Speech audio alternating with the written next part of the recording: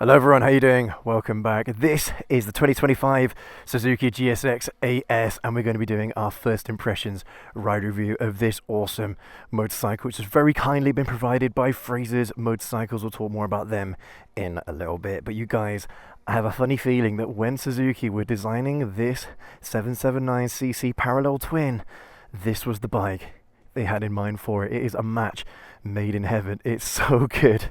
But in terms of the way it looks, you guys, I think this bike looks menacing with these horns or tusks coming out the front end of the bike. It just looks badass to me, and I wouldn't change that for the world, even though I know some people don't really like that kind of style of modern nakeds, that UFO kind of look. But this looks a lot more animalistic, a lot more, I don't know, raw than any other naked that I've seen on the market in recent years. But overall, you guys, I think this bike looks really nice. This matte paint is an interesting finish for this kind of bike. You'd expect that to be more on an adventure touring or adventure bike style, more so than a naked, but it does work, to be fair. It doesn't stand out as like it's not an eyesore, you know what I mean?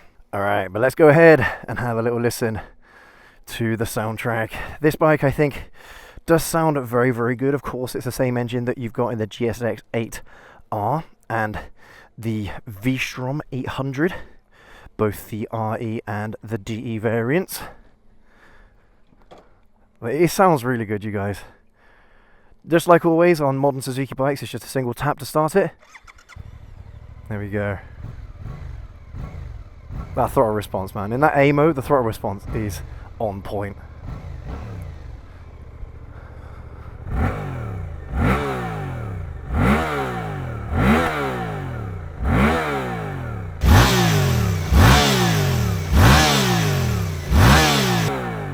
Woo! Don't you think that sounds really good, you guys? For a parallel twin, it's got so much grunt. Mate, that sounds so sick. So I've been riding this bike for about 20 minutes, half an hour or so, taking some pictures and getting to know the bike a little bit. And even though it's not the best riding conditions today, I'm still enjoying this bike an awful lot nonetheless, which says a lot about a bike. When the conditions aren't perfect and you're still able to have fun, yeah man, there aren't many bikes that can do that. In all honesty, I mean, a few are coming to mind, but because you can't really make full use of the bike, so it kind of makes the riding experience a little bit pointless for the most part when you're riding in conditions where you can't actually make full use of the bike. Anyway, let's talk some ergonomics, you guys. So in traditional naked fashion, it's very comfortable. It's got a nice neutral ergonomic setup. It's the short reach of the handlebars. You've got a sportier, it's a sportier seating position at the knee and at the hips going on. You've got a slight bend past 90 degrees at the knee. Woo! No, it's got quite a wide grip on the handlebars. And now I can't remember what the grip was like on the AR, but if I remember correctly, it's totally different to this. And it's a nice grip. I like this wider, straighter grip on naked bikes. It's very comfortable, and it does feel like you've got quite a lot of control over the front end, at least when you're doing the slow speed stuff, maybe street riding, filtering, things like that. It's just nice to have a wider set of handlebars. It always surprises me, you guys, how even though manufacturers, they use the same engines in a load of different bikes, how different they can all feel. Like, I don't remember the AR or the V-Strom feeling like this. It's a little bit more familiar to me in relation to the V-Strom, but even so, this bike has got such a unique riding style, a unique riding experience, that it does make sense for manufacturers to, I was going to say, like, reuse or, you know, but yeah, if they use the same engine in multiple bikes, as long as they can make the riding experience different enough, then I think it's absolutely fine. I don't see anything wrong with that. I know that there are some people out there that are like, oh, if I'm gonna buy a naked, I want a naked like riding experience. I don't want a super sport engine in a naked, you know, and vice versa as well. You don't want a naked engine in a super sport, even though that seems to be what a lot of manufacturers are doing. In this case, I honestly think this parallel twin is more suited for the naked and adventure bike variants than the sport bike-ish variant in the 8R. Even though it really does feel good in the 8R, it just feels better in this form factor. I don't know, maybe you guys can explain that a little bit further in the comments if you know what I mean. But you know when an engine just feels right in a particular bike? This is the case for me. This video was made possible by Fraser's Motorcycles. If you live in the Gloucestershire area or the surrounding counties here in the UK and you're looking to buy a new or used motorcycle, definitely go and check them out. They've got plenty of stock available, a huge showroom and plenty of demos for you to test ride, just like this one right now. So definitely go and check them out. I'd really appreciate it. Fraser's would really appreciate it. And when you do visit, don't forget to say hello from me. Oh, the throttle response is sick. Just immediate torque, you guys, with this bike. Oh, I love it. I love it. That's the thing about parallel twins. Sometimes they can be a little bit boring because, sure, they've got a lovely amount of torque at the lower end of the RPM range, but then as soon as you go past 7,000 or 8,000, they've just got nothing left to give. Whereas that's not the case with this. This bike has got sustained torque all throughout the range. Oh, it's wicked, man. Like, it surprises me how it doesn't lose grip either. Like, sure, I've got traction control on at the moment, but I've got it on the lowest sensitivity, and I haven't felt the wheel trying to spin out at all today, despite these weather conditions. It's been quite an awful few days of rain. I didn't actually know if I'd be able to do a proper ride review on a bike today.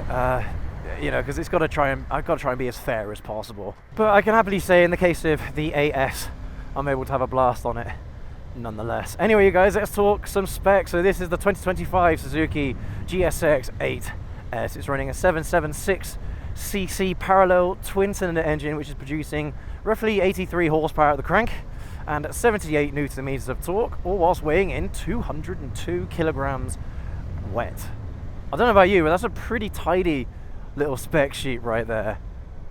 You know, sure, for the displacement, it's not producing the most amount of horsepower in the world, but it's producing a really nice amount of torque. And when you've got a nice amount of torque with a decent amount of horsepower, you find that the torque makes up for an awful lot, especially for street riding anyway. But 202 kilograms wet, that's right on the money of where this bike should be weighing, which is awesome. I have a feeling that the wheelbase is a little bit on the longer side as well compared to other parallel twins. I don't know, maybe I'll have to double check that. But yeah, weight wise, it feels very, very nimble, like it was designed to be on the roads where you're having to do, you know, tight little bends and things like that, tight little filtering maneuvers.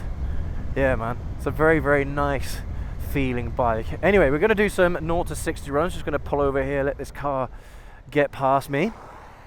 But yeah, in terms of 0 to 60, you guys, this bike has got to be pretty quick. I'm thinking maybe under 3.5 seconds, I think. Around about 3.5 seconds. Let's see how that goes. Right, so we've got the full power mode with traction control level A on. Here we go.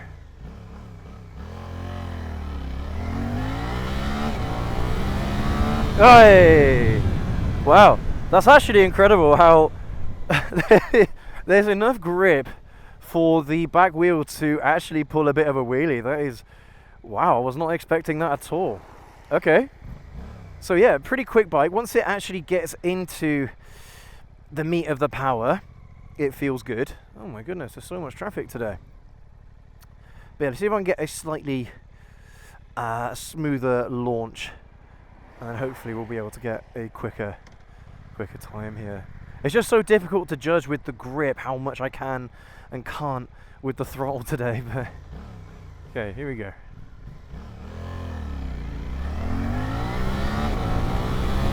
Yeah, second gear, quick shifter, 60 mile an hour, easy peasy. That is wicked. Yeah, Yeah, the traction control is coming on not because it's losing traction, but because it's trying to pick up the front end, man. That is insane. All right, let's try one more. Here we go.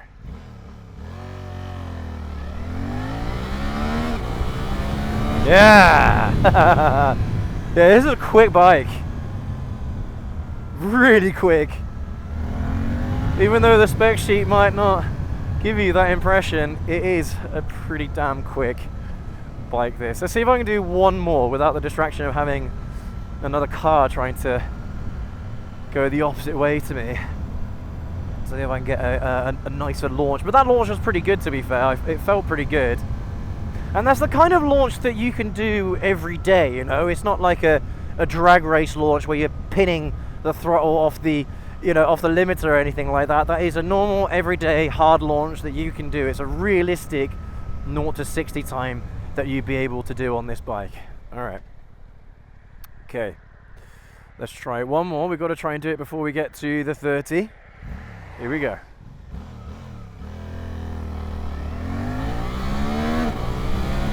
Yeah! Damn.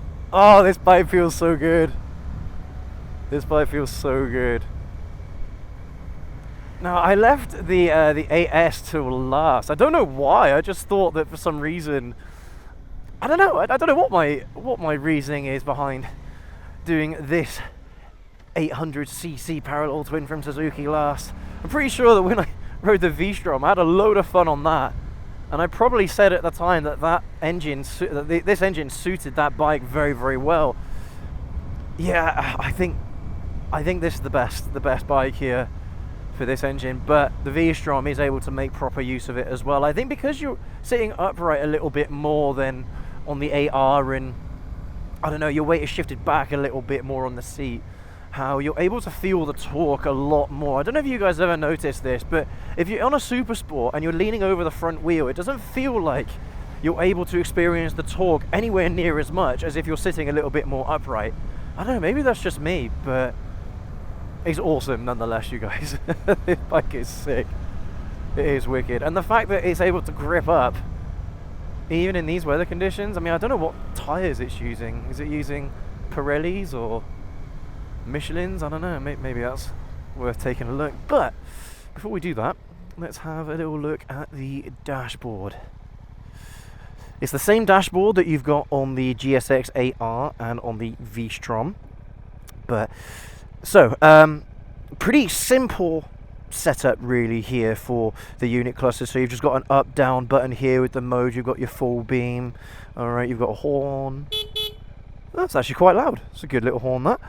Yeah, you've got your power, or your startup here again, just like I mentioned at the start. It's just a tap and the bike will turn itself over as many times as it needs to. You've got your hazards there, but all in all, a very basic package. There's no cruise control here on this bike, which is a bit of a shame, but you do get the quick shifter, so you know, it swings in roundabouts, you guys. I think I prefer to have the quick shifter over cruise control, but when you're sitting in a comfy sitting position like this and you want to do those longer journeys, it's just a nice little feature to have. All right, let's have a little look at the dashboard here. So when you hit the mode button, it highlights the traction control and the power mode. So for traction control, you've got off, 1, 2, 3. So you've got 3 different levels of traction control. And for power modes, you've got A, B, C. Now, the power modes, they don't actually change the overall power output of the bike, but they change the torque curve. So they adjust where the power comes into the rev range. So in the A mode, for example, right, you've got an immediate torque coming through, whereas on the B and the C modes, it's a little bit more mellow. And then as you get closer to the top end of the RPMs, or the mid-range RPMs, that's when it starts to give you a little bit more power. So it gives you the power gradually as opposed to all at once like you're getting with the A mode. But for me, the A mode is where you want to be with this bike. So you've got a few more settings here. If you hold up the up arrow here, you've got this extended menu that comes up. So ride, you've got RPM set. I'm not sure exactly what that means, RPM set, but yeah, you've got the old quick shifter here. You've got so info about the bike, warning list, servicing, settings in here. So this is where you get to change or adjust your dashboard. So you've got your brightness, day, night, so you can either have like a dark mode or a light mode like I've got it now. Units, date, time, default, system info, Yeah, hardware, software info, nothing that you'll ever really want to check, and that is pretty much it. So let's check out what this RPM set does. So if I turn it on, yeah, 9,000 RPM. All right, let's see what that does. I'm guessing that at 9,500 RPM we'll get a light coming up or something like that. That's what I'm expecting to happen. I'll tell you what, actually, maybe we'd be better off if we decreased it a little bit. Yeah, RPM set. Let's try 7.5. Alright. Cool. So yeah, it's a pretty neat package. It's a nice display as well. It's very clear, it's very bright. And oh, okay, so yeah, it just flashes basically on the screen. That's all it does. It doesn't really do much more than that, the RPM set. But it's a neat little animation there, I suppose, if you want to feel a little bit more, I don't know, race-like, I suppose. But yeah, it's a good dashboard. It's nice and clear, it's bright, even in the dark mode. It's still plenty visible even in the day. So yeah, it's a good display. I like it, and I have no real complaints with it, to be honest with you. It's not really big enough to have like Android Auto or Apple CarPlay or anything like that attached to it, which is a bit of a shame. I don't know, maybe they could redesign the dashboard ever so slightly to accommodate some basic maps functionality. I don't know, maybe that's something that will come in the near future. The only real criticism I've got of the display is that the screen is quite small and the display itself is quite big.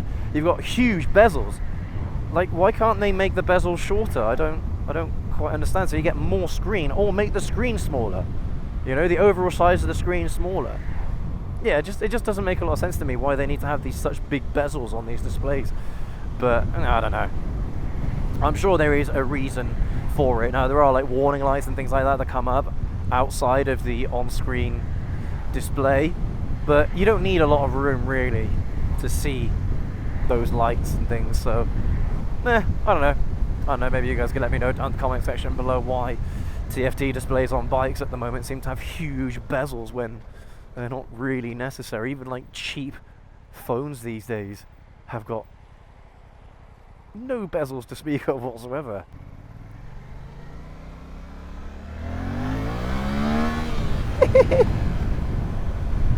That is quick, actually. That gearing in first gear. Should we check that out? 53 mile an hour, just as I touched red line there. That's pretty decent gearing for this, you know. That's on the better side than on most parallel twins that I've ridden, apart from maybe the Tuono and RS660. Those bikes have got crazy gearing as well, but somehow they're able to produce a ton of horsepower, more horsepower than this, even though they've got, what, 100 or so less displacement. I don't know how Aprilia have been able to do that with that 660. It just doesn't make a lot of sense to me. Anyway, yeah, enough about Aprilia. So, alright, some people might complain about the wind. There's obviously no wind protection to speak of whatsoever, but to be honest with you, if you are used to riding nakeds, then this isn't really going to be something that you're going to care about, to be honest with you. It's not crazy. Like, most of the wind is hitting me on the chest. I've got a little bit coming into my face, but it's not that bad. I've had bikes with screens that almost like direct the air into your face that have been worse for wind noise and wind feel than this. So to be honest with you, in a lot of cases, I tend to find that having no screen whatsoever is better than having a screen if it's just going to direct it all into your face. I guess it depends on your height. I mean, I'm 5'11", so I'm not the tallest rider in the world. I'm certainly not the shortest rider in the world. But maybe if you are a little bit shorter than I am, you'd feel it more in your face. I don't know, maybe less. I don't know, but if you're a taller rider, yeah, you wouldn't care about it whatsoever. But yeah, man, this is good, you guys. There aren't many complaints that I've got with this bike. I mean, I'm trying to think of anything that I'm struggling with on the bike, but I'm not actually thinking much. I'm coming up short here. The seat is, even though it's quite a thin seat and it doesn't have a lot of travel, it's got quite a nice amount of give to it, and it's actually one of the comfiest seats that I've been on for a naked, and same with the pillion as well. And it's nice that they've got the raised pillion seat as well.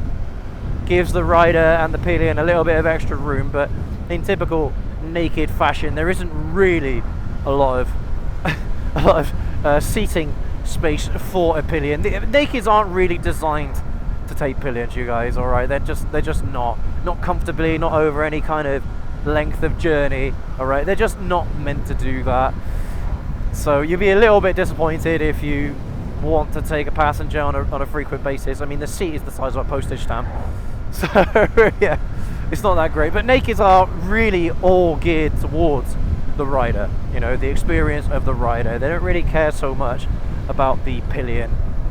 You know, if you want more of a pillion friendly bike, then you want to look at maybe something more of a sport tourer, maybe even something a more adventure-y.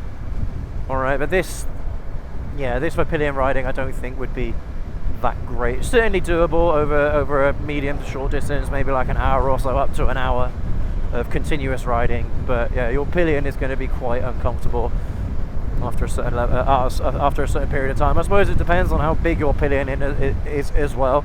You know, if you've got quite a short, small pillion, then it's not going to be so bad. But if you've got a hefty pillion, then yeah, that's probably where it's going to exacerbate the feel for them. But yeah, I'll tell you what, you guys, all in all, I think this is a great riding experience. It's a hell of a lot of fun, and I really didn't think it could be this good. At least, you know, the GSX-8R, that's a great bike as well, but I didn't think it could get any better than that. And yeah, I think Suzuki have managed to pull it off with the 8S and maybe even the V-Strom. The only thing about the V-Strom is that it's weighing in a little bit heavier, so you're getting a little bit less out of the engine because the engine's having to try and shift a bit more weight. Whereas on a package like this, which is weighing in a little bit lighter than the 8R, it just makes so much sense. So much sense, you guys. It doesn't really matter what engine you have, what performance it has. If you've got a really heavy bike, you're not going to be able to feel it whatsoever. If you have a lightweight bike with the same amount of performance, same power, same engine, same everything, then you're going to feel a lot more of the performance. You're going to feel a lot more of that riding experience. It's going to be just so much better. I mean, it's a tried and tested formula. Power to weight ratio is really important, even for bikes. If you're able to shave off, even if it's just 10 kilos off of the wet weight of a bike, you will feel it. You will feel the difference in performance. It will feel so much nimbler, it'll feel so much faster. It's like with every 10 kilos that you drop weight, it just, I don't know. It feels like maybe like an extra 10 horsepower, an extra 10 newton meters of torque is what you're actually able to feel. You know, I mean, that's a very subjective kind of measurement there, but you know what I mean. It's that kind of feel that a lighter bike is able to give you, even though it's running the same engine with the same performance, same gearing, same everything. You're able to feel so much more of what the engine can offer, and this is certainly the case here on the 8S. It's really good, you know. It's really good. Plenty of power for street riding. Good fuel economy as well. I think I saw on the menu earlier that you've got, I think it's on average about 50 mpg this bike has got right now. So I mean, tell you what, let's see. Yeah, 56.1 mpg. That's mpg Imperial. 1,267 miles on the clock with this bike. So not a lot of mileage at all, but I think it's been quite a popular demo for phrases. Yes, one thing, sorry, that's one thing I forgot to show you earlier on the dashboard. So you've got the engine temperature on the bottom there, and you've got, if you use the bottom arrow or the top arrow here, you can just cycle through all of the different displays on, you know, all your mileage, your MPG, how much mileage you got left, odometer, things like that, battery voltage, all important stuff, and it's all easy to access, easy to get to whilst you're out and about on a ride. Also, actually, one thing that I forgot to mention as well is that you can change the riding profile of the bike whilst you're on the move. So if I hit the mode button here whilst I'm riding, I can adjust the traction control, and I can adjust the power mode as well. whilst I'm on the go, which is great. So many bikes, they don't actually allow you to do that. Like, you either have to be at a stop, or you have to have the clutch pulled in, or you can do it whilst you're on the move, but you have to have the throttle closed. It's just a little bit annoying. Like, why won't you let me change the power modes whilst I'm on the road, whilst I'm out on the ride? That surely makes the most sense. I don't want to have to pull over every time I want to change power modes. But yeah, thankfully you can do that on this bike. Man, this is good, and it does punch quite a bit above its weight, to be honest with you. Like, we'll be doing a little comparison video later on, but I mean, I'm trying to think about what bikes really I could compare this to. I've got loads of naked experience, loads of naked riding naked experiences. I shouldn't say that, should I? Naked motorcycle riding experiences, should I say? It's a bit clearer. So yeah, I've got a lot of experience on those kinds of bikes, on these kinds of bikes. So it's going to be interesting where I kind of put this bike in terms of where I'd rank it. But it is very, very good. Pleasantly, surprisingly good, you guys. You might be able to restrict it to A2 as well. I think you can, because it's less than 100 horsepower. So that's an option as well if you're an A2 rider, I guess. But yeah, man, this is surprisingly good. I think Suzuki have done well with this, even though, I don't know, maybe they were trying to push it a little bit too far, trying to put it in a sport bike, you know, trying to put it in a more sport bike looking bike. In the Naked and in the V-Strom, it makes the most sense for me, you guys. Definitely. Oh, one thing I don't like about this bike. I say one thing I don't like about it. Again, not really something that you're going to care about, to be honest with you, but there is no adjustment on the forks whatsoever. It just is what it is. You get what you get. I'm not sure if there is a more uprated spec version of this bike that's got adjustable forks. The rear shock, I'm guessing there is a little bit of adjustment there, but yeah, that's the only thing really that you're going to be missing out on at this level of bike. Now, price-wise, that's another thing that we haven't spoken about yet.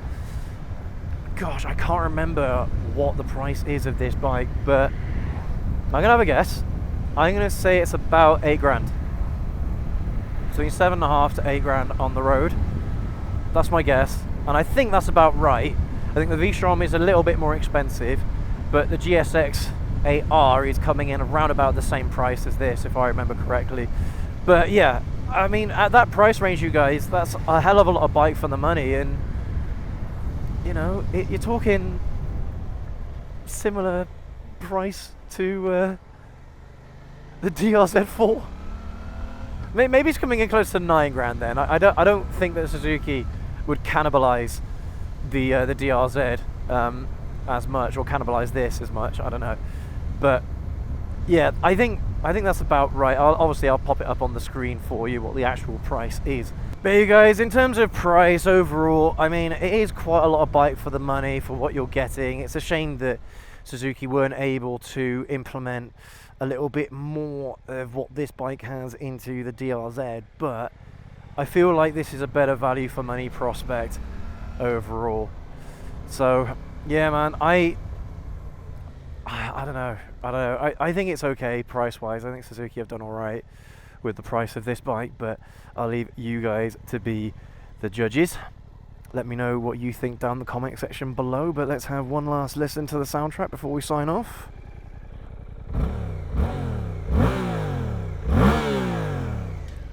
Sounds good, you guys.